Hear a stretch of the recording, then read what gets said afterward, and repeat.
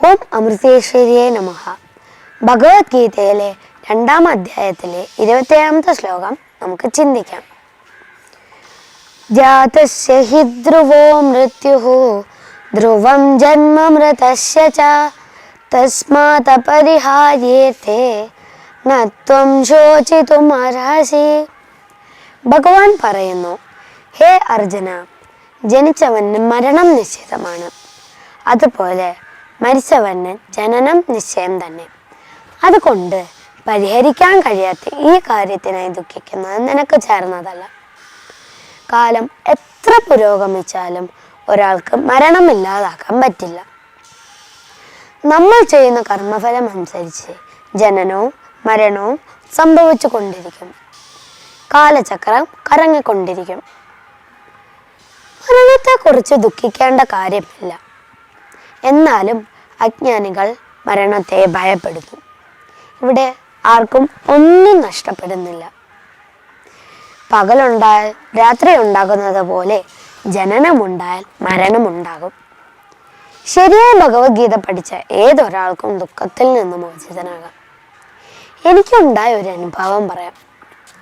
ഒരു ദിവസം ഞാൻ സ്കൂളിൽ നിന്ന് തിരിച്ചു വരുമ്പോൾ ഞങ്ങളുടെ വീടിൻ്റെ സമീപത്ത് ഒരു ചെടിയുടെ മറവിൽ കാല് പോയ ഒരു കാക്കയുണ്ടായിരുന്നു. ഞാൻ അവനെ കാലിയ കാക്ക എന്ന് വിളിക്കും. അവന് എന്നോട് നല്ല ഇഷ്ടമായി. ബിസ്ക്കറ്റ് പോലെ എന്തെങ്കിലും അവന് കൊടുക്കുമായിരുന്നു. കുറച്ചു നേരം അവൻ്റെ അടുത്ത് നിൽക്കും. ഇതൊരു പതിവ് കാര്യമായിരുന്നു. ഒരു ദിവസം ഞാൻ സ്കൂളിൽ നിന്ന് തിരിച്ചു വരുമ്പോൾ ചെടിയുടെ താഴെ കാലിയ കാക്ക മരിച്ചു കിടക്കുന്നു. ഇത് കണ്ട് എനിക്ക് വലിയ ദുഃഖം തോന്നി. വളരെ ദുഃഖിതനായി അവനെ തന്നെ ചിന്തിച്ചിരുന്നു. പിന്നെ ഗീതാ ക്ലാസ്സിൽ ധ്യാനാമൃത സ്വാമിജി പഠിപ്പിച്ച ഈ ശ്ലോകം ഓർമ്മ വന്നു.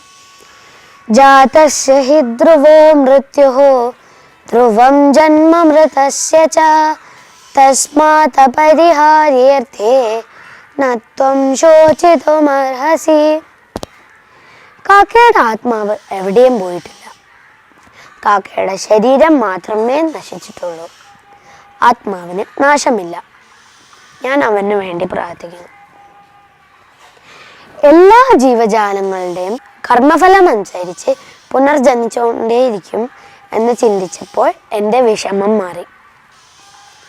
കർമ്മഗതി അനുസരിച്ച് ജനനവും മരണവും സംഭവിച്ചു കൊണ്ടിരിക്കും. നാം അതിനെ പറ്റി ഓർത്ത് ദുഃഖിക്കേണ്ട കാര്യമില്ല.